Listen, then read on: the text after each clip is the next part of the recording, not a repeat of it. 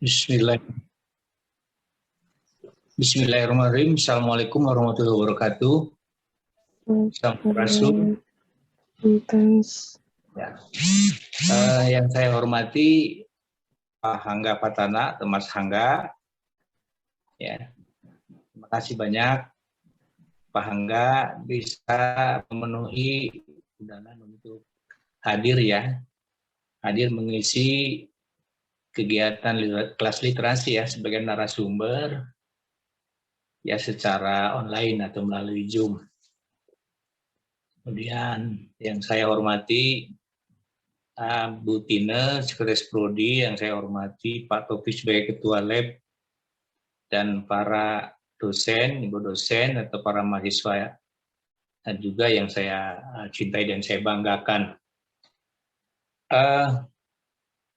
Diskusi ini, Pak Hangga, adalah diskusi rutin 2 mingguan, atau mungkin mingguan, yang secara reguler ya, secara reguler diselenggarakan oleh Ketua oleh Laboratorium Hubungan Internasional, Prodi Hubungan Internasional Fisip Unpas. Ya. Nah, disebut kelas literasi karena memang fokus ke literasi apapun yang dilakukan oleh kaum-kaum intelektual ya seperti kita ini gitu. Nah, kebetulan topik hari ini itu adalah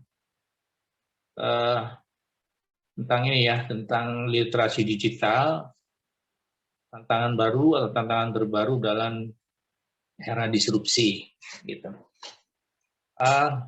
Saya pikir konteks literasi digital ini begitu santer, dan di dalam ini Pak Angga di dalam struktur kurikulum MBKM literasi digital itu masuk di kita ini masuk mata kuliah Pak, masuk mata kuliah. Nah di dalam itunya ya, di dalam KRS-nya, di mata kuliah literasi digital itu ditekankan tentang bagaimana memanfaatkan media digital untuk keperluan penelusuran karya ilmiah, ya, untuk membuat karya ilmiah atau penelusuran jurnal dan seterusnya. Nah, saya pikir topik ini menarik sekali konteksnya untuk mahasiswa untuk memanfaatkan media-media digital ya sebagai wahana untuk mencari, membrowsing ilmu pengetahuan. Nah, tetapi kemudian kalau lebih jauh tentang tentang eksplorasi literasi digital itu memang ada beberapa tantangan. Mungkin yang saya tangkap adalah ya kita tahulah bahwa informasi di dalam dunia internet atau dunia digital itu begitu melimpah, sehingga perlu kita ada keterampilan kita, ada kecakapan kita, pemahaman kita dalam menyortir semua informasi yang masuk, gitu kan. Mungkin dalam konteks jurnal banyak juga jurnal-jurnal yang masuk pada jurnal predator, misalnya seperti yang rendah itu ya, konteks yang rendah.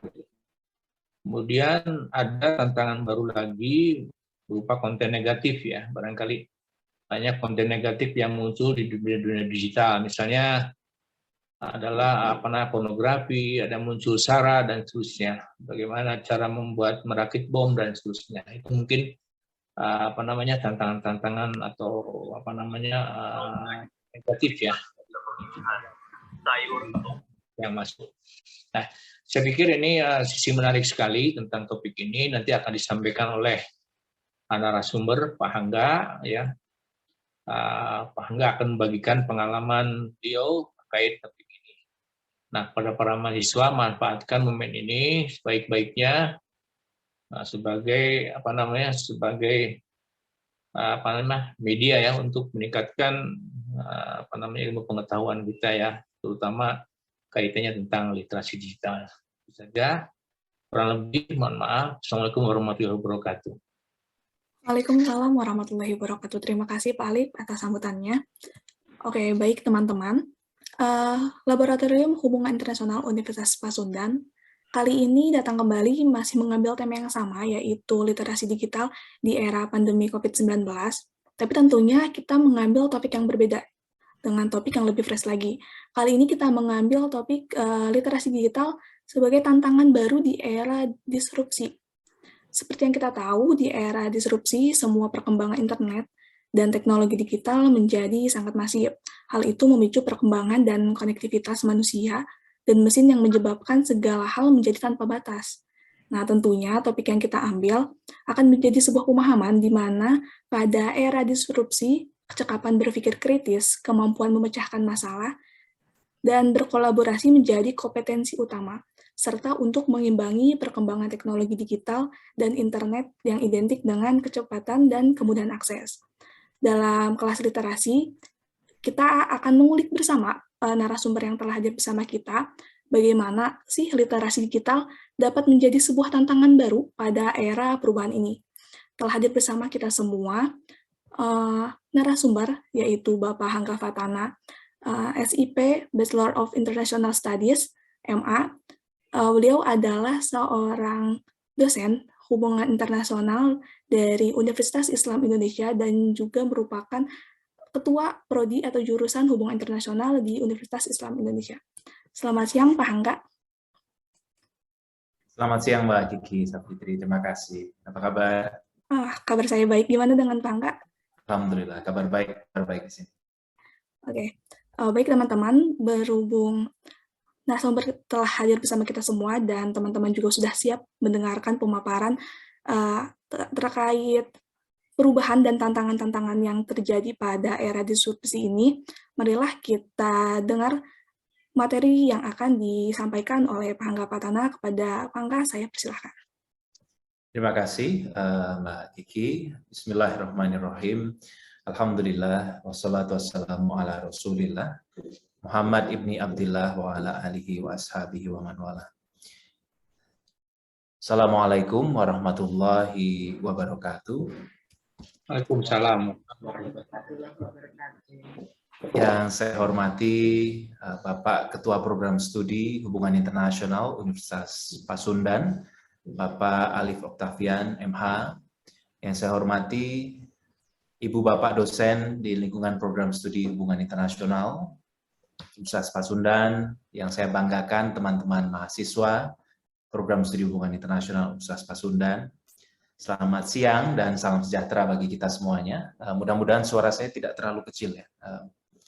Dan dalam kesempatan yang berbahagia ini, saya yang pertama dulu kalau boleh menyampaikan ucapan terima kasih dan tentu penghargaan yang setinggi-tingginya kepada segenap keluarga besar Program Studi Hubungan Internasional Universitas Pasundan Bandung karena telah menyampaikan atau memberikan undangan sehingga dalam kesempatan yang berbahagia ini dapat membersamai Ibu Bapak untuk berbagi perspektif karena tentunya kami yakin nanti tidak hanya dari kami yang boleh jadi satu dua memberikan pandangan, tetapi justru kami juga akan banyak belajar dari Ibu Bapak dosen maupun juga teman-teman mahasiswa semuanya.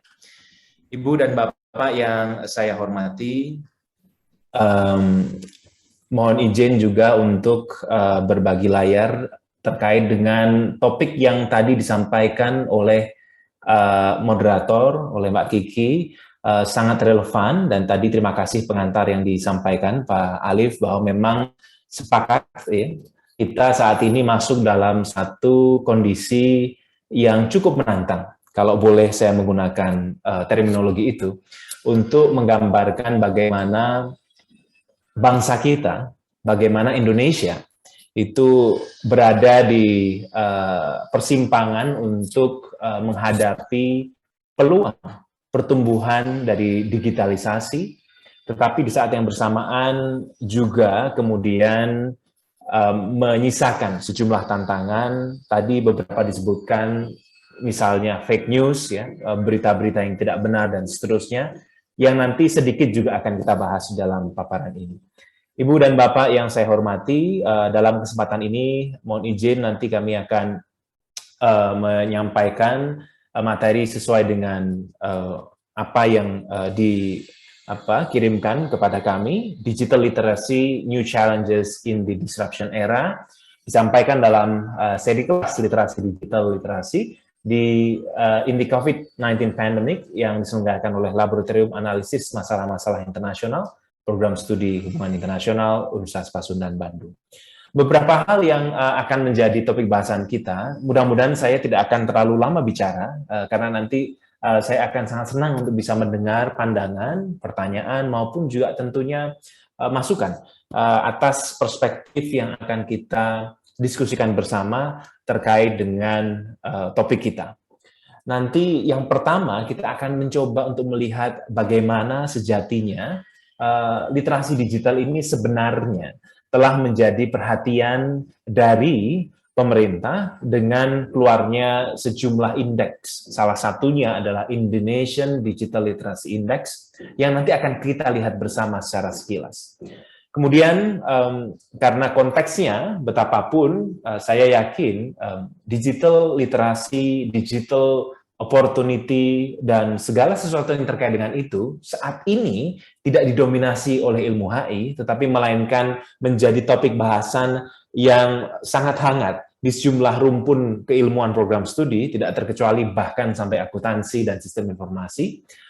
Dapat kita lihat juga bagaimana digital literasi ini ditempatkan dalam konteks hubungan internasional dengan melihat kira-kira dalam konteks HI sekarang, tahun ini apa yang akan terjadi dan apakah akan ada dampak langsung maupun tidak langsung terhadap digital literasi dari fenomena global tersebut. Kita juga akan merujuk tentang bagaimana definisi dari digital literasi. Saya menduga ya ada ratusan atau bahkan ribuan definisi karena saya belum sempat googling secara menyeluruh begitu tentang literasi digital. Tetapi yang akan kita gunakan nanti adalah salah satu definisi yang lunak untuk kemudian bisa dijadikan pintu masuk bagi kita untuk kemudian bisa kita jajaki dalam mengembangkan perspektif yang kita pahami mengenai topik ini. Sejumlah hal lain seperti Digital Competitiveness Index, tantangan yang kita hadapi seperti misalnya digital divide juga akan menjadi topik yang cukup banyak disinggung dalam paparan ini nanti, serta kesempatan apa yang kita punya juga akan kita ulik bersama. Terakhir, sebelum masuk kepada kesimpulan, nanti kita akan juga membahas tentang faktor-faktor yang mempengaruhi ya, bagaimana generasi muda di Indonesia, khususnya mahasiswa dari sejumlah penelitian yang kami kutip, itu dapat meningkatkan atau mengurangi literasi digital. Ibu dan Bapak yang saya hormati dan teman-teman yang saya banggakan, kita masuk pada poin pertama bahwa ya, pemerintah Republik Indonesia melalui Kementerian Kominfo telah mengeluarkan Indonesian Digital Literacy Index pada tahun 2021. Kalau kami kutip dari sekian banyak laporan juga data, dilihat, ya, kami bacakan, ya, bahwa dibandingkan dengan indeks serupa pada tahun 2020, terdapat peningkatan indeks 0,03 dari yang tadinya 3,46 ke 3,49, skalanya 5 kalau saya tidak keliru, dan perbaikan itu terjadi pada pilar digital culture dan digital skills, di mana sebenarnya untuk mendapatkan indeks tersebut, terdapat 4 pilar, digital culture, digital skills, digital ethics, dan juga digital safety. Yang patut menjadi perhatian kita bersama adalah bagaimana kemudian indeks ini meskipun naik, ada 2 hal yang menarik. Yang pertama adalah dari pilar digital ethics atau etika digital, kita justru mengalami penurunan. Dari konteks digital safety juga mengalami perkembangan yang kurang membahagiakan. Ibu dan Bapak yang saya hormati dan teman-teman yang saya banggakan, kami ingin di awal sesi ini, mudah-mudahan tidak terlalu lama, kita bisa belanja ide bersama dengan kami memohon perkenan Ibu Bapak untuk dapat menyampaikan pendapat terkait dengan hasil survei ini. Mohon kalau Ibu Bapak memiliki keluangan waktu dan juga ada gawai di sekitar Ibu Bapak, bisa mengetik s.id/HIUnpas, yang mana kemudian akan tampil 2 pertanyaan, tapi satu persatu nanti, atau Ibu Bapak dapat mengunjungi menti.com dengan kode yang dapat dimasukkan 8138-3358. Saya ulang, menti.com atau digunakan dan masuk dengan kode 8138-3358. Nah, kami ingin mengetahui kalau boleh dideskripsikan dengan satu kata, apa makna literasi digital bagi Ibu Bapak, bagi teman-teman semuanya. Kami silakan untuk dapat berpartisipasi. Mudah-mudahan ada saya coba hide result dulu untuk bisa menjaga otentitas dari opini kita masing-masing. Dan ini jangan khawatir Ibu Bapak, ini anonymous, jadi tidak ada nama.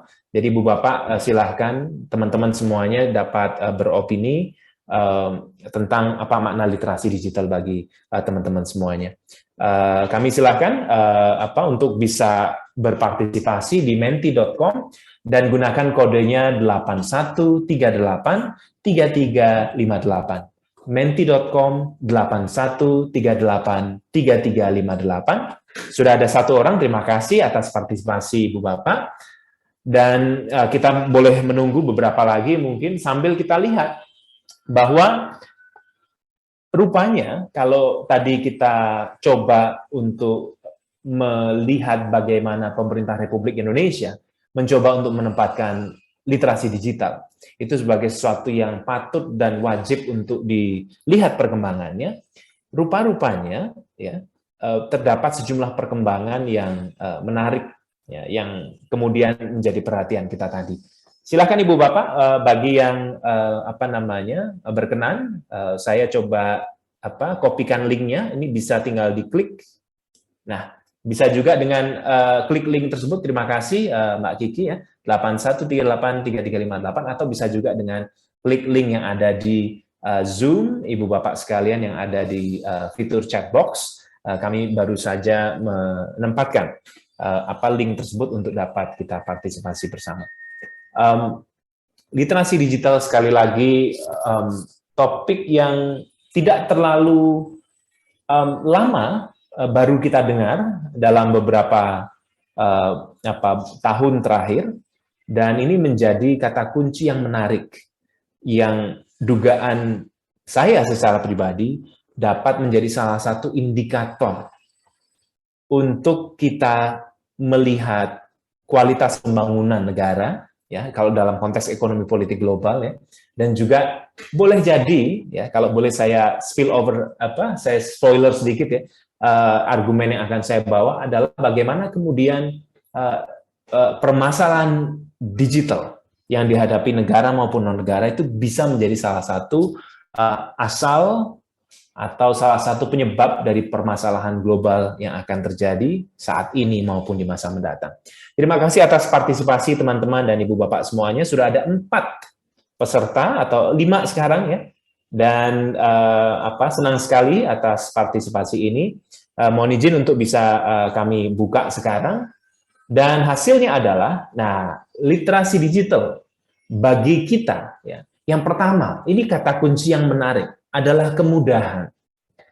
Saya sependapat karena zaman saat ini menuntut kita untuk semakin mempermudah segala sesuatu dan mempercepat segala sesuatu. Yang sulit, yang lama akan tertinggal dan tertatih.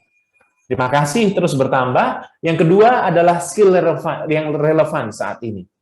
Dan ini menjadi tantangan kita juga, Ibu Bapak, karena rupa-rupanya dari observasi saya yang mungkin pendek dan sederhana, itu kami melihat bahwa nampaknya di universitas manapun, mudah-mudahan tidak terjadi di Universitas Pasundan, kita masih memiliki sejumlah generasi muda yang belum sepenuhnya memiliki skill literasi digital ini. Dan ini menjadi tantangan bagi kita. Tentu ini relevan dengan opini berikutnya, yaitu today's life skills yang harus kita miliki. Dan kecakapan media digital, paham informasi digital, dan pemanfaatan media, ini saling terkait. Karena sejatinya kalau kita melihat literasi digital, nanti kita coba tengok dari perspektif UNESCO ya, bagaimana kemudian tidak sekadar bisa menggunakan perangkat digital, tetapi juga bisa menyaring, mengolah informasi sehingga itu bisa memberi manfaat tidak hanya kepada dirinya, tetapi lebih-lebih juga kepada lingkungan yang ada di sekitarnya. Faham informasi digital. Luar biasa. Terima kasih Ibu Bapak, terima kasih kepada 7 Ibu Bapak dan juga teman-teman semua yang telah berpartisipasi dalam survei ini. Ini untuk pertanyaan pertama. Kita masuk ke pertanyaan berikutnya, di mana apa makna dari tren yang sedang kita hadapi saat ini. Saya bacakan, saya coba buat hover, tapi saya hide resultnya dulu. Oke. Dibandingkan dengan indeks literasi tahun lalu, ya, memang kita meningkat, tetapi ada 2 pilar, yaitu digital ethics dan digital safety yang turun. Apa makna bagi Anda atas tren yang terjadi dari hasil survei ataupun hasil pengukuran ini? Kami mengharap kembali partisipasi Ibu Bapak dan juga teman-teman semuanya untuk dapat berkenan menyampaikan pandangan tentang bagaimana kemudian sejatinya Anda atau Ibu Bapak, kita semuanya ya, melihat literasi digital ini setelah diukur dan ketemu terjadi peningkatan, penurunan, dan seterusnya, apa maknanya bagi kita. Dan ini menarik, tentu akan semakin menarik ya, ketika kita juga dapat melihatnya dari perspektif hubungan internasional. Silakan Ibu dan Bapak, teman-teman yang saya banggakan, dapat kembali beropini di sini. Word cloud ya, fitur dari pertanyaan terakhir ini, dan tidak harus panjang-panjang ya, karena kita hanya sekadar ingin melihat esensi atau substansi dari opini Ibu Bapak terhadap tren peningkatan digital literacy index, tetapi terjadi penurunan pada digital ethics dan juga digital safety yang ada di Indonesia ini. Kami masih mengharap dan menunggu partisipasi Ibu Bapak dalam survei ini ya, untuk kita bisa jajak pendapat dan juga melihat bersama bagaimana sejatinya tren ini akan berdampak tidak hanya dalam jangka pendek, tetapi juga di jangka panjang terhadap perkembangan dan juga pertumbuhan ekonomi serta pembangunan yang ada di Indonesia. Baik, saya menduga nampaknya opininya panjang-panjang, jadi mungkin masih diketik ya. Makna dari tren ini apa kira-kira? Silahkan Ibu dan Bapak untuk bisa kita lihat bersama. Apakah ini kemudian misalnya menjadikan kita pesimis? Karena sejumlah berita menunjukkan bahwa netizen yang, saya kehilangan kata yang pas ya, netizen yang cukup kasar atau yang paling kurang memperhatikan kesopanan ataupun etika, Indonesia masuk ke dalam salah satu daftar tersebut. Juga kecenderungan saat ini kita menghadapi begitu banyak hal yang kalau kita ibaratkan informasi itu datang, hadir ya. Kalau di zaman dulu sebelum ada proses digitalisasi ini, itu seperti kalau kita sarapan ataupun makan di rumah makan, kita pesan gitu ya. Kita pilih menunya gitu, dan kemudian datang sesuai dengan apa yang kita harapkan. Tetapi informasi digital, informasi yang muncul akibat digitalisasi saat ini ya, adalah informasi di mana kalau boleh kita ibaratkan seperti kita duduk sarapan pagi di suatu hotel, dihadapkan pada pilihan buffet yang begitu banyak ya. Ada main course, ada salad, ada apa lagi ya, ada pastry, ada egg corner dan macam-macam, yang kalau kita pikir sebenarnya kita tidak perlu semua itu, kita hanya perlu sebagian. Tetapi terkadang mungkin yang lapar adalah mata gitu ya, sehingga kita bawa donat, kita bawa scramble egg, tapi ternyata tidak pada selera kita dan tidak kita habiskan. Nah, ilustrasi dari munculnya banjirnya informasi akibat digitalisasi adalah sebagaimana yang tadi kami uraikan, kalau Ibu Bapak sependapat. Kita menjadi kebingungan untuk benar-benar memilih dan menentukan apakah informasi yang kita terima ini tidak hanya sekadar benar atau salah, tapi sebenarnya perlu atau tidak perlu kita konsumsi dan juga kita teruskan. Terima kasih, sudah ada 3 pendapat, kita lihat. Oke, yang pertama, apa makna dari tren ini? Pisau bermata 2 atas peran penerimaan dan percepatan informasi. Nampaknya ini sangat presisi, ya, definisi ini. Terima kasih banyak. Karena betul sekali, digitalisasi seperti pedang bermata 2, sebagaimana waktu juga ditempatkan demikian. Kalau suatu bangsa atau satu tata kelola, entah itu di level nasional maupun internasional, dapat memanfaatkan digitalisasi, ya, dengan salah satunya mempersiapkan literasi digital itu dengan sebaik-baiknya, maka mereka akan dapat menaklukkan fenomena ini. Tetapi sebaliknya, kalau tidak, tentu akan menjadi masalah. Berikutnya, etika tidak berbanding lurus dengan keterbukaan digital. Nah, ini juga menarik. Ini menarik, karena sejatinya kalau kita bicara nilai, saya hakul yakin, bahkan Ainul yakin gitu ya, sebenarnya negara kita ini berlebih, tidak kurang sekalipun terkait dengan nilai. Lalu apa yang terjadi? Apakah jangan-jangan etika yang menurun tersebut itu adalah refleksi bahwa digitalisasi ini dipenuhi oleh aspek-aspek material, ya, yang kemudian menggeser aspek-aspek non-materi, salah satunya adalah nilai. Nah, kalau kita lihat dari perspektif politik, ekonomi, dan seterusnya, boleh jadi itu menjadi salah satu indikatornya. Yang berikutnya, fenomena tersebut ada hubungannya dengan fenomena cyberbullying yang marak di kalangan netizen Indonesia. Ini juga menarik, ya. Agak memprihatinkan kalau kita enggan mengatakan menyedihkan, gitu ya. Bahwa saat ini komentar-komentar yang muncul di media massa, di media sosial maksud kami, itu tidak selalu memperhatikan dampak dari apa yang ditulis. Dan cyberbullying menjadi salah satu poin yang menarik juga untuk kita lihat. Apakah kemudian ketika satu daerah memiliki digital literasi yang baik, cyberbullying-nya otomatis menurun? Ini juga menjadi pertanyaan kita. Berikutnya, yang keempat, minimnya perlindungan data digital di Indonesia. Nah, ini juga menarik, karena dari aspek tadi tidak hanya digital ethics, tapi juga digital safety. Terlalu sering kita dengar di media massa, sekian banyak data, entah KTP, entah C1, entah BPJS, entah data-data yang private yang kita miliki, itu rupanya, ya, ada dugaan keras bahwa data tersebut telah tersebar di sekian banyak dark web. Ibu dan Bapak yang saya hormati, yang terakhir, ya, tren tersebut juga dimaknai oleh sebagian dari kita sebagai alat ukur yang juga sekaligus berperan sebagai roadmap yang dapat dijadikan acuan baik dalam pengukuran maupun upaya peningkatan literasi. Menarik sekali. Tentu saya coba melihat sebenarnya, karena ada kritik juga terhadap indeks tersebut tentang metodologi dan cara pengukurannya, tapi saya kemudian teringat dengan statement, kalau saya tidak keliru, Einstein, ya, yang mengatakan sebenarnya all models are wrong, but some are useful. Semua model, semua rumus, semua teori sebenarnya kalau kita enggan mengatakan salah, tidak sepenuhnya benar, gitu ya.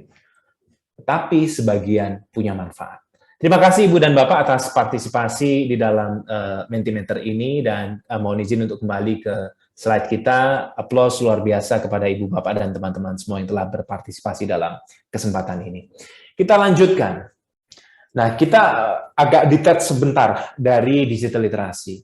Kita perlu melihat, kalau dalam konteks ekonomi global, karena digital literasi, digital growth, itu tidak bisa dilepaskan dari konteks pembangunan ekonomi di level global, maka apa yang sebenarnya terjadi ya di tahun ini? Gitu. Ada 3 hal yang ingin kami coba ajukan sebagai gambaran awal tentang bagaimana sebenarnya fenomena global akan berjalan selama 12 atau bahkan 11 bulan terakhir mendatang. Ya. Nah, yang pertama, kita melihat mulai ada recovery. COVID-19 memberikan dampak yang sangat masif, tidak hanya kepada Indonesia, tapi kepada banyak negara yang nampaknya dalam beberapa hari atau dalam konteks 1-2 pekan terakhir bahkan, kita melihat kita juga sedang menghadapi ujian kembali tentang meningkatnya grafik penyebaran dengan varian Omicron. Tetapi yang menarik kalau kita lihat, saya tidak ingin masuk kepada dalam konteks teknis COVID, tapi proses recovery ini terjadi. Pada tahun 2021 terjadi pertumbuhan ekonomi yang meningkat ya dibanding tahun 2020. Sebagian mengatakan bahwa itu adalah bukti bahwa COVID-19 dampaknya tidak dirasakan multi-years atau multi-tahun ya. Tetapi sebagian lain justru mengatakan jangan-jangan recovery tersebut adalah the growth illusion atau ilusi dari pertumbuhan ekonomi yang sebenarnya akan saling terkait dengan fenomena COVID-19 yang sampai detik ini belum kita temukan solusi permanen. Ya, kalau solusi temporalnya ada, vaksin terus akan digaungkan, obat terus diteliti. Ya. Tapi solusi permanen masih kita cari bersama. Yang kedua, kita bicara digital literasi dan juga digital skills gitu ya. Maka kita perlu masuk ke dalam Digital Competitiveness Index. Ya. Institute for Management Development pada tahun 2022 mengeluarkan laporan bahwa ya, negara dengan indeks kompetitif paling tinggi atau ada di peringkat pertama adalah Amerika Serikat. Tiongkok tidak ada di urutan kedua. Tetapi yang menarik, yang juga dapat kita jadikan catatan, sebenarnya terlepas dari fenomena itu, dalam konteks hubungan internasional, banyak sekali yang mengatakan bahwa saat ini sedang terjadi decoupling atau realignment. Ya. Decoupling itu jauh lebih antagonistik perspektifnya. Melihat US dan China tidak lagi compatible, kemudian detach dan decouple. Gitu. Kalau realignment itu jauh lebih moderat, saya secara pribadi melihatnya, karena ini tidak hanya versus antara Amerika Serikat dan juga Tiongkok. Betapapun perang narasi ini cukup membahayakan. Kenapa? Karena saya termasuk percaya bahwa words are bullets. Kata-kata itu seperti peluru pistol. Kalau kita tembakkan berkali-kali, dia akan terjadi. Saya termasuk yang percaya mazhab bahwa decoupling itu sebenarnya tidak terjadi. Jadi nggak ada itu sebenarnya Tiongkok itu lepas dari Amerika dan begitu pula sebaliknya karena mereka saling membutuhkan. Dan yang terjadi saat ini adalah rebalancing, realignment.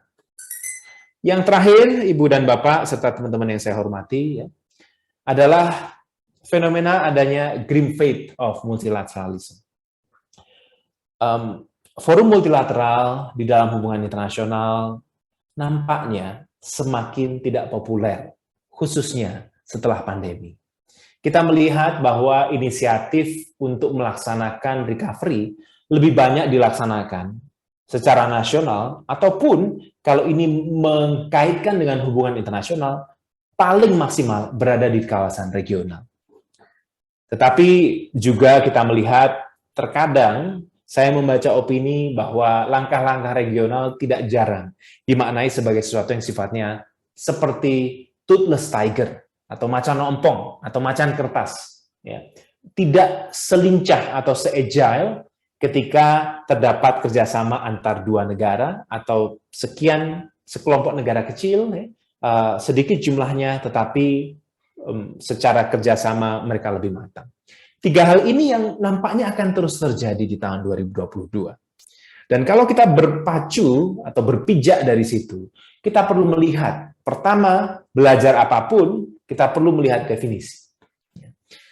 Definisi dari digital literasi menurut UNESCO ya, adalah the ability to define, kemampuan untuk mendefinisikan, mengakses, mengelola, mengintegrasikan, mengkomunikasikan, mengevaluasi, dan membentuk atau menciptakan. Luar biasa. Jadi ada berapa kata kerja? 1, 2, 3, 4, 5, 6, 7.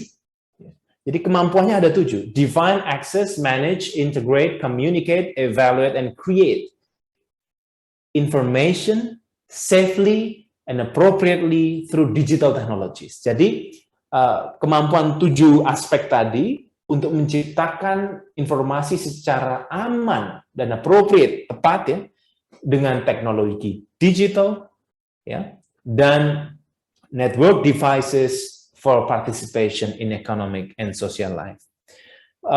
Kalau sepintas kita lihat dari deskripsi yang cukup panjang ini, sebenarnya berada di kata ability tadi.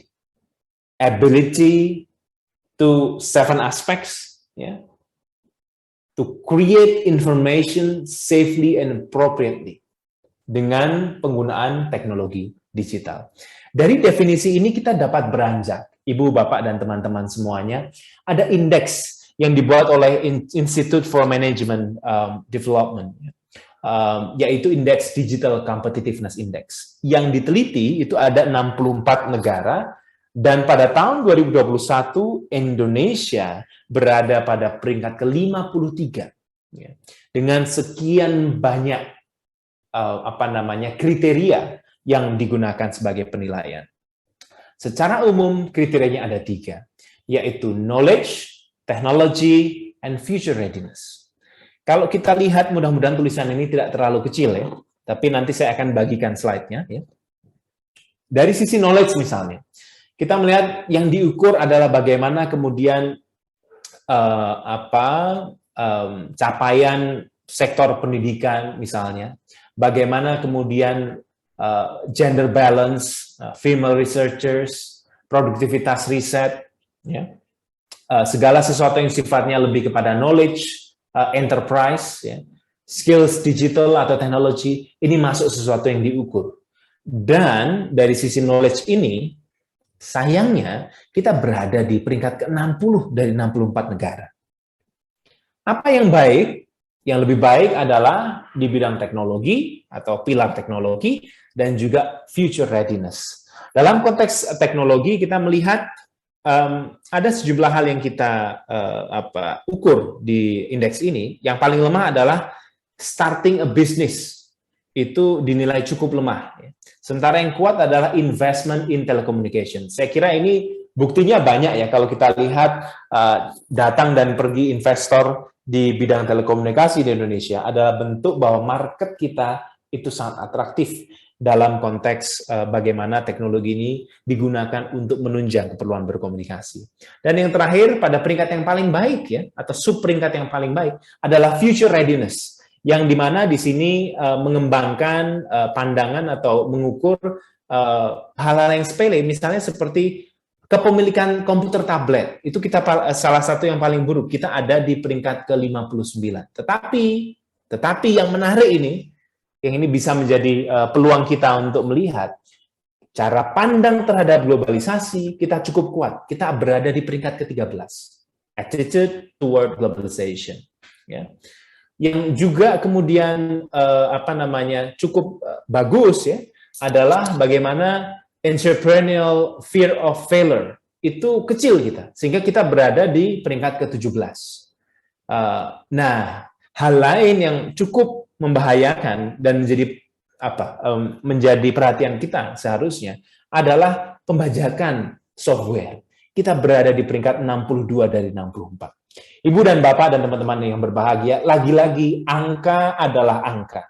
Sebagai orang HI, sebagai ilmuwan sosial, kita tidak bisa taklid atau percaya begitu saja dengan angka yang disajikan. Tetapi setidaknya angka yang tersaji di dalam slide ini bisa menjadi salah satu gambaran, ya, memberikan gambaran dasar tentang bagaimana indeks atau bagaimana tingkat competitiveness, tingkat persaingan dan juga kesiapan dari negara kita terhadap digitalisasi. Ibu dan Bapak yang saya hormati dan teman-teman yang berbahagia, sebenarnya kalau kita runut dari judul, New Challenges in Disruptive Era, digital literasi ini bagi saya secara pribadi nggak bisa kita jauhkan dari tantangan yang besar, yaitu digital divide. Apa itu digital divide?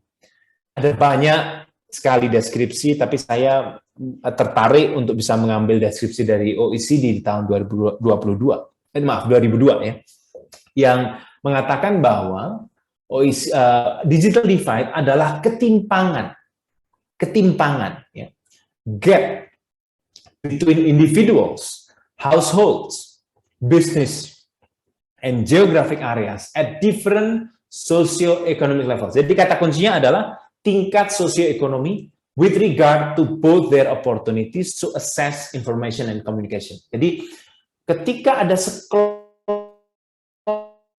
kelompok individu, bisnis, dan area tertentu dengan tingkat ekonomi sosial yang berbeda, mereka punya ketimpangan mengakses ICT ya, dalam memanfaatkan internet ya untuk aktivitas yang beraneka ragam, disitulah definisi dari digital divide. Sejatinya menurut kolega saya, yang juga sebagai peneliti dan memiliki minat penelitian yang dalam tentang digital business dan juga digital development, dosen di program studi akuntansi Universitas Islam Indonesia, Pak Sigit Pamungkas, beliau mengindikasikan sebenarnya digital divide itu terdiri atas dua pilar utama. Yang pertama adalah access. Ya. Bagaimana kemudian provision atau ketersediaan infrastruktur digital itu kalau diukur antara satu daerah dengan daerah lain. Sebagai contoh, kalau diukur dari urban dengan suburban atau rural misalnya, ketika itu timpang, maka otomatis akan menjadi digital gap, dan kebanyakan yang terjadi, ketimpangan itu muncul di negara-negara berkembang. So digital gap, it's not only happening, ya, tidak hanya terjadi antar negara berkembang dengan negara maju, tetapi juga domestically occur very seriously antar daerah rural dan juga urban. Dan ketika itu terjadi,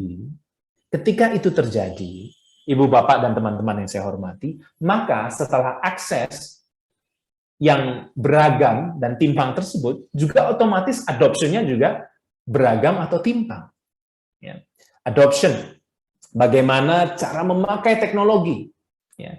Meski ada berkah tersamar ya, bahwa pandemi COVID-19 ini memaksa kita semua untuk bisa memakai semua perangkat atau piranti untuk bertemu secara virtual, yang boleh jadi yang tadinya tidak mengenal jadi kenal, yang tadinya enggan untuk menggunakan jadi menggunakan, ya.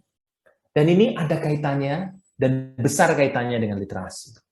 Artinya apa? Yang dapat kita simpulkan, Ibu dan Bapak, dalam konteks ini kita menghadapi situasi yang tidak serta-merta dapat kita bedakan atau kita dikotomikan bahwa generasi milenial, generasi Z itu adalah digital migrant, gitu ya. Digital native maksud kami, dan generasi sebelumnya adalah digital migrant. Tidak seoposan itu hubungannya. Karena kenapa? Dengan adanya ketimpangan infrastruktur, kita bisa melihat bahwa boleh jadi digital native itu kalau dia tinggal di urban, dia aktif dalam memakai, dalam mempelajari fitur-fitur perangkat-perangkat digital, sehingga literasinya tinggi. Tetapi ketika seseorang dengan usia yang sama, Gen Z, ya, itu tinggal di rural, dan penetrasi internet belum sampai sana, ya, penetrasi teknologi belum sampai sana, boleh jadi dia memang digital native, tetapi perannya pasif. Nah, ini juga menjadi penting untuk kita perhatikan. Karena digital divide lagi-lagi adalah tantangan yang harus kita pikirkan ketika kita bicara tentang digital literasi. Ibu, Bapak, dan teman-teman yang saya banggakan, ya, PBB pada tahun 2021 mengatakan bahwa ya, baru 3,7 miliar orang, ya, bahwa sudah ada 3,7 miliar orang yang mereka kehilangan atau kurang akses internet. Atau sebenarnya maknanya sebaliknya, karena sama saja, ini 50%-an. Jadi 3,7 dan 3,7 yang sudah punya internet, 3,7 yang belum punya akses internet. Ini maknanya adalah setengahnya. Ini menarik, meskipun pandemi ternyata masih ada 3,7 miliar manusia, itu mereka punya lack of internet access. Digital divide, teman-teman dan ibu bapak yang saya banggakan. Di dalam negara yang miskin atau least developed countries, ya, itu juga cukup memprihatinkan. Karena mereka secara digital terdiskoneksi, ya, populasi mereka, dan juga semakin tertinggal. Bukan semakin di depan, semakin tertinggal selama pandemi terjadi. Tidak jarang dan cukup sering saya lihat di media massa bahwa yang saya katakan di awal tadi,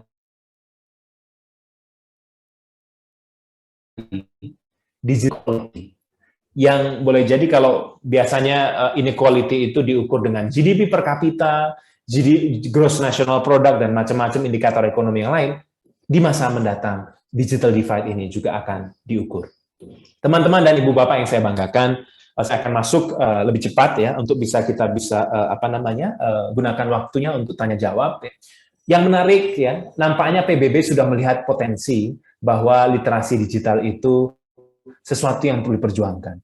Dengan masuknya digital inclusion dari salah satu sub goals dari Sustainable Development Goals, kita dapat melihat bahwa setidaknya setiap aktor, negara, pusat sampai ke dengan level yang paling kecil atau lokal, dan juga aktor non-negara, itu sangat diharapkan dapat bekerja sama untuk dapat meningkatkan inklusi digital. Agar yang tadi belum punya akses internet dapat menikmati dan juga dapat manfaat dari aku. Ibu dan Bapak, saya ingin membandingkan, saya ingin memperlihatkan bentuk berkah tersamar yang kita lihat, yang terjadi di Indonesia. Sebuah report, saya kutip semalam ya, pada tahun 2016, ya, mengatakan bahwa penetrasi internet yang ada di Indonesia sebelum COVID, ini datanya, itu cukup rendah, baru 34% pada tahun 2016, ranking kesekian, ya, hanya di atas India. Gitu. Pada tahun tersebut, ya, meskipun ya low overall internet access, tetapi yang menarik, ya, mereka yang ada akses internet, mereka yang berada di urban, ya, the connected ones are very savvy. Jadi di Indonesia itu, ya, pada dasarnya, ya, keterampilan teknis ini sangat penting. Ada sejumlah fenomena yang saya tangkap, misalnya. Kalau teman-teman memperhatikan sekarang itu di media sosial seperti TikTok misalnya kan banyak tuh tips kalau mau meratakan paragraf, tips kalau mau sorting tabel menggunakan Excel dan seterusnya. Rupa-rupanya tips itu betul-betul bermanfaat karena tidak semuanya cakap menggunakan itu. Sehingga lagi-lagi untuk dapat mendukung literasi digital yang baik, yang pertama adalah keterampilan teknis, itu yang paling pokok. Yang kedua adalah critical understanding, kalau dalam bahasanya Dewi dan kawan-kawan. Tetapi saya coba ingin sedikit menggeser. Critical thinking nampaknya lebih tepat dalam hal ini. Kita perlu betul-betul merefleksikan apakah memang critical thinking ini sudah muncul setidaknya pada lingkungan terdekat kita, keluarga, sahabat, program studi, gitu ya. Karena boleh jadi karena kekaguman terhadap informasi yang begitu tidak diduga-duga datangnya, seseorang menjadi less critical dan tidak melihat perlu tidaknya untuk melihat apakah informasi ini salah atau benar. Ibu dan Bapak yang berbahagia, sehingga critical thinking ini menjadi faktor kedua yang penting. Ya, sayangnya belum ada indeks critical thinking yang ada di Indonesia yang dapat saya gunakan. Kalau ada, ini menarik. Ya. Bahkan, jangankan mahasiswa. Nampaknya, kalau boleh kita melakukan otokritik, dosen di Indonesia ya belum sepenuhnya kita lihat ya atau secara merata menguatkan dan mengembangkan budaya critical thinking itu dalam segala hal, tidak hanya dalam konteks meneliti, tapi juga dalam perumusan solusi terhadap kebijakan pemerintah, perumusan solusi terhadap fenomena-fenomena yang ada di sekitarnya, sehingga ini adalah PR besar kita bersama. Yang terakhir, yang juga sekaligus menjadi penutup sebelum kesimpulan kita, adalah communicative ability atau kemampuan komunikasi. Nah, rupa-rupanya teman-teman, mau tidak mau, suka tidak suka, kita dituntut untuk pandai berbicara, ya. Berbicara itu di level hilir, tapi yang paling penting sebenarnya komunikasi itu apa? Yang paling penting adalah kita menyampaikan pesan dengan jelas dan pesan itu sampai dipahami, didapatkan tanpa adanya gap atau ketimpangan, kesalahpahaman dengan mitra yang kita ajak bicara. 3 aspek ini adalah faktor kunci dalam penelitian yang saya kutip ya, untuk menentukan masa depan digital literasi yang ada di Indonesia. Teman-teman yang saya banggakan, 3 poin konklusi yang dapat kita ambil di sini. Yang pertama, ya, bahwa globalisasi mendorong perubahan yang sudah semakin tidak masuk dalam jangkauan sebagian negara. Bahkan disrupsi yang semakin intensif ini mendorong kita untuk masuk kepada era 4.0, 5.0, dan apapun definisinya. Tapi perubahan yang tadinya memang sudah intensif menjadi semakin dekat intervalnya. Sehingga untuk bisa survive, untuk bisa bertahan, disrupsi yang ada saat ini ya, telah mendorong masyarakat mau tidak mau, kalau mau bertahan, tingkatkan literasi digital. Yang kedua, ada kendala di mana dalam peningkatan literasi digital tersebut sebenarnya tergantung bagaimana prospek ya, dan tren digital divide yang dalam beberapa sumber kami kutip rupa-rupanya justru semakin meluas saat ini, khususnya setelah pandemi. Jadi ini sangat terkait. Digital literasi sendiri tidak bisa berdiri sebagai variabel yang bebas karena ada permasalahan digital divide yang begitu serius. Dan yang terakhir, solusi. Tentu kita perlu memberikan opsi solusi. Nampaknya dari sekian banyak pendekatan, public-private partnerships atau kerjasama antara swasta dengan pemerintah, baik di level nasional maupun internasional, dapat diduga menjadi salah satu solusi prospektif untuk meningkatkan literasi digital yang ada di Indonesia. Teman-teman yang saya banggakan dan Ibu Bapak yang saya hormati, demikian pemantik untuk materi kita pada siang hari ini. Mohon maaf saya bicara terlalu lama, kurang lebih 1 jam ya.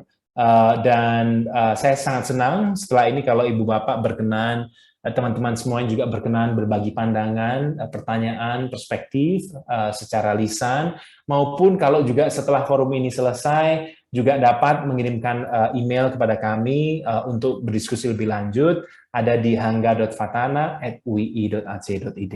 Terima kasih, mohon maaf atas segala kekurangan, kami sangat menantikan umpan balik dan juga masukan serta pertanyaan dari para hadirin yang saya hormati. Kami kembalikan ke moderator, Mbak Kiki Safitri. Assalamualaikum warahmatullahi wabarakatuh. Baik, wassalamualaikum warahmatullahi wabarakatuh. Waalaikumsalam warahmatullahi wabarakatuh. Mohon maaf sebelumnya ini jaringan saya agak kurang stabil, jadi tadi mohon maaf banget keganggu atas keluar masuknya saya di dalam forum. Saya ucapkan terima kasih kepada narasumber yang telah menyampaikan materi yang sangat-sangat menarik, yang sangat-sangat membuat kita menjadi tercerahkan gitu atas tadi hal yang selama ini kita ajukan tentang tantangan di era disrupsi ini. Untuk teman-teman, selanjutnya adalah sesi tanya jawab yang akan saya buka. Yang pertama, kita buka dalam 3 pertanyaan bagi teman-teman atau ibu bapak yang ingin bertanya, dipersilahkan bisa raise hand atau langsung on mic. Di sini kita masih punya banyak waktu ya. Kita akan selesai di jam 15.30, jadi masih banyak hal yang bisa kita diskusikan dalam forum kali ini. Bagi Bapak, Ibu, atau teman-teman yang ingin bertanya, dipersilahkan.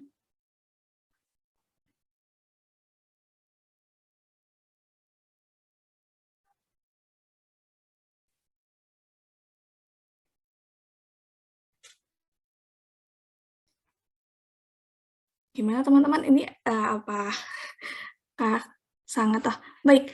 Di sini sudah ada penanya dari Kang Kak Kersana. Baik, Kang bisa langsung on mic saja. Oke, terima kasih Kiki. Terima kasih paparannya Mas Hangga.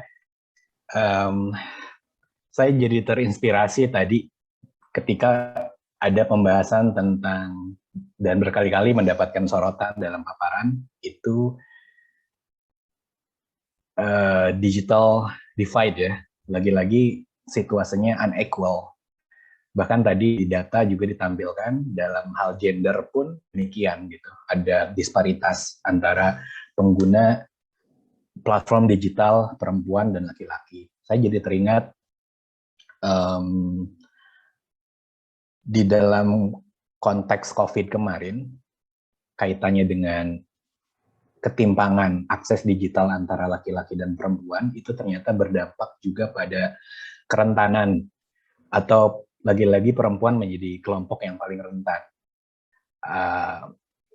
Disebabkan oleh situasi yang timpang di dalam platform digital. Kenapa bisa demikian? Karena informasi terkait topik COVID banyak tersebar di media digital dan perempuan sebagai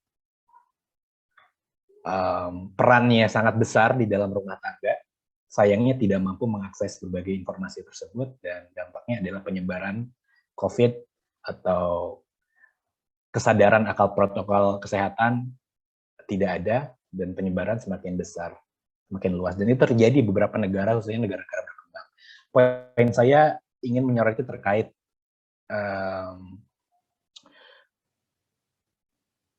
multilateralisme. Sejauh mana aspek ini terkait digital, literasi, atau maybe ekonomi gitu, dibicarakan di dalam forum multilateral. Dan in terms of G20 mungkin ya, apa yang seharusnya Indonesia address gitu, di forum tersebut, yang hubungannya dengan digitalisasi ini. Itu pertanyaan saya. Terima kasih. Baik, terima kasih. Gimana Pak Hangga, sudah dimengerti pertanyaannya? Iya, sudah tertangkap dengan jelas. Oke, baik, bisa langsung dijawab. Terima kasih Kang Reha atas pertanyaan dan juga pandangannya. Saya terlebih dulu ingin juga menggarisbawahi fenomena tersebut ya. Yang tadi di awal disampaikan bahwa ketimpangan akses digital ya selama pandemi berbasis pada gender ini juga nampaknya juga menjadi isu yang tidak hanya hilirnya di situ saja, tetapi justru masuk kepada bagaimana kemudian ada masalah terkait dengan kesetaraan gender dan juga kalau kita hubungkan dengan sejumlah penelitian lain dikatakan bahwa selama pandemi ini khususnya selama era working from home dan juga pembatasan mobilitas berskala besar, itu rupa-rupanya perempuan menerima ya, tingkat kekerasan yang cukup lebih tinggi dibanding sebelum pada masa pandemi. Nampaknya ini menjadi PR kita semuanya dan menarik kalau kita lihat, terima kasih Kang Rehat, saya menjadi tertantang untuk bisa berpikir ya, bagaimana sebenarnya digital literacy, digital divide, ataupun dalam konteks ekonomi yang lebih besar tadi kalau kita masuk ke dalam konteks G20 misalnya, apakah memang sudah benar-benar mendapatkan ruang gitu. Yang pertama dulu kami ingin kembali ke argumen awal ya, bahwa meskipun ada sejumlah upaya dan inisiatif secara multilateral yang tidak sedikit ya, baik itu G20 sampai dengan PBB, itu dalam penanganan COVID atau dalam konteks pembangunan ekonomi hingga dalam di sini salah satu subindikatornya ya adalah bagaimana digital inclusion itu dapat diciptakan ya. Tetapi menarik untuk kita perhatikan ya, nampaknya inisiatif selalu ada. Saya akan masuk ke situ dulu. Sebagai contoh, sependek pemahaman saya, ya, Indonesia sebagai salah satu negara dan saat ini menjadi ketua G20, ya, keketuaan G20 itu sudah mengajukan 3 isu prioritas, ya, dalam konteks diskusi seri saya lupa, digital economy something gitu. Jadi digital economy working group gitu ya. Sebagai salah satu agenda penting dalam presidensi dari G20 oleh Indonesia. Dan salah satu yang dipropos itu sebenarnya adalah digital literasi. Ini menarik, ya. Dan terima kasih Kang Reha karena sudah mengulik pertanyaan ini karena tidak ada di paparan kami tadi. Dan kami melihat, ya, dalam konteks inisiatif, ya,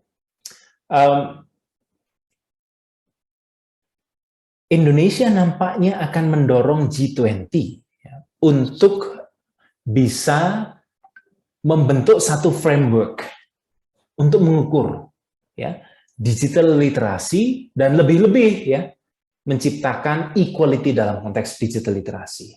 Ya. Dan dari situ kalau kita lihat, ya, dalam konteks inisiatif tentu ini satu hal yang baik. Gitu. Tetapi saya rasa Kang Reha dan kita semuanya juga aware bahwa interaksi internasional tidak hampa dengan kepentingan politik yang terus dinamis. Saya kalau boleh cerita Kang Reha, setiap hari Senin jam 7 pagi, ya, waktu Indonesia Barat, dan itu otomatis setiap hari Senin juga, itu berarti hari Ahad jam 7 malam waktu New York. HIUI itu kami punya kelas, kami ngajar bareng seorang diplomat yang bertugas di PTRI New York. 14 pertemuan di semester terakhir. Kami bicara salah satunya, ya, mata kuliahnya adalah, saya ingat dulu, mata kuliahnya adalah ekonomi politik global atau teori dalam ekonomi politik, saya lupa ingat. Bukan materi yang ingin kami sampaikan, tetapi lebih kepada setiap kami mau ngajar, ya, itu kami biasanya ngobrol dulu, karena format ngajar kami adalah podcast. Jadi kelasnya tandem, yang ngajar saya dan namanya Mas Adib, ya, diplomat tersebut itu alumni UI kebetulan. Jadi kami ngajar berdua gitu. Biasanya pada saat ngobrol, saya itu menerima privilege lah untuk mendengar keluh kesah bagaimana meeting-meeting yang dihadapi oleh diplomat kita yang ada di PBB dalam penanganan COVID, dan salah satu yang pernah didiskusikan adalah terkait dengan digital inclusion. Dan rupanya agak sulit untuk bisa menjamin bahwa inisiatif yang ada di level narasi, di level kebijakan itu bisa diimplementasi sampai hilir pada upaya yang terstruktur. Karena faktor pertama adalah bagaimana negara advanced economic countries itu punya kepentingan, siapa yang menguasai, apa kepentingannya, motifnya apa, dan seterusnya, ini menjadi pengaruh. Sehingga apa? Sehingga dalam konteks ini, Kang Reha, saya melihat gagasan ada, dan patut kita apresiasi karena Indonesia juga sudah mendorong adanya agenda digital literasi dalam Digital Economy Working Group di G20. Tetapi lagi-lagi, kalau kata pimpinan saya, rektor kami di UI sering mengatakan niat baik saja tidak cukup gitu. Jadi kalau kami punya inisiatif, ya kalau inisiatif kita ini juga kita tahu gitu. Cuman eksekusinya, constraint-nya apa dan seterusnya. Nah, constraint yang saya lihat, negara-negara pasca COVID ini cenderung, ini kita boleh berbeda pandangan, ya, cenderung menjadi semakin sensitif dan vigilant gitu ya, untuk bisa menciptakan kolaborasi, ya, meski memang tidak punya pilihan lain harus berkolaborasi, tetapi melihat tadi aspek kedua yang sedang terjadi di tahun ini adalah antara decoupling atau realignment. Banyak negara yang kemudian ingin tidak begitu berdampak atau tidak begitu kena dampak dari proses decoupling ataupun realignment US-China ini dengan apa? Dengan memindah rantai pasokan mereka yang tadinya di Tiongkok, tadinya di Amerika, lebih dekat dengan negara mereka secara geografis, secara secara geopolitik juga. Perusahaan-perusahaan di Amerika Latin misalnya dan juga di Eropa yang saya lihat jumlahnya ratusan, saya lupa, saya tidak ingat angkanya. Itu mereka sudah memindahkan cabang-cabang produksi mereka sejak awal COVID dari Tiongkok dicari yang lebih dekat.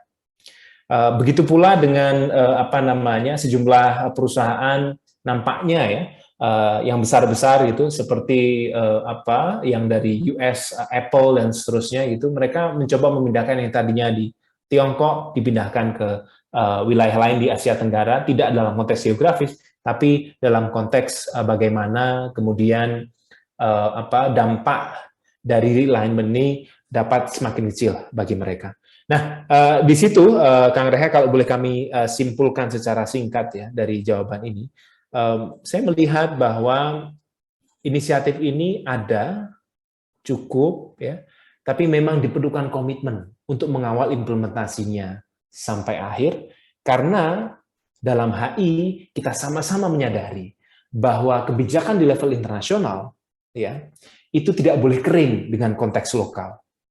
Nah, konteks yang dihadapi setiap negara, constraint-nya macam-macam. Mulai dari populasi, iklim, ekonomi, struktur, kultur politik, begitu macam-macam. Sehingga Ibu dan Bapak, dan Kang Reha dan teman-teman yang saya banggakan, nampaknya komitmen untuk implementasi sesuai dengan konteks yang dihadapi oleh negara-negara itu, yang perlu, kalau saya enggan mengatakan dipertanyakan, ya perlu kita kawal sama-sama. Mudah-mudahan ini sedikit menjawab pertanyaan dari Kang Reha. Matur nuwun.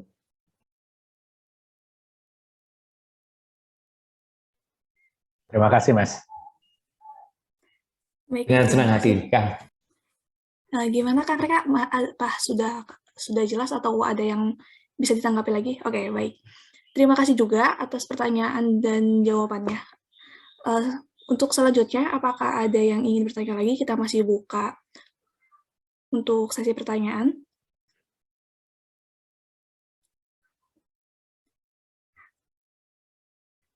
Oke, sepertinya tidak ada. Baik, mungkin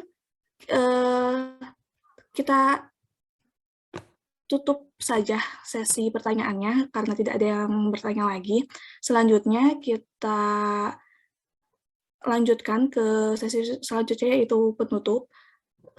Saya ucapkan terima kasih kepada pemateri Pak Hangga Fatana yang telah menyampaikan materi kita di kelas literasi ini dengan sangat baik dan sangat memberikan manfaat yang banyak ya tentunya untuk kita tentang ilmu-ilmu baru yang kita dapatkan. Sebelumnya, saya mohon maaf juga selaku moderator atas segala kesalahannya. Dan untuk teman-teman yang belum menyantumkan link absensi, maksud saya yang belum mengirim absensinya, silahkan ada di kolom chat, bisa dibuka di situ. Sebelumnya kita sesi dokumentasi dulu kepada seluruh peserta dan narasumber. Bisa di on kamera dulu kepada teman-teman semua.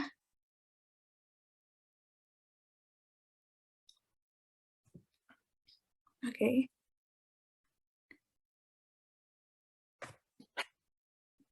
Baik, saya mulai ya. 3, 2, 1. Baik, sekali lagi. 3, 2, 1. Oke, terima kasih. Sekali lagi saya mohon maaf atas segala kesalahannya dan terima kasih juga kepada narasumber yang telah hadir bersama kita semua. Saya tutup kelas literasi kali ini. Wassalamualaikum warahmatullahi wabarakatuh. Waalaikumsalam. Waalaikumsalam. Terima kasih banyak Mbak Kiki.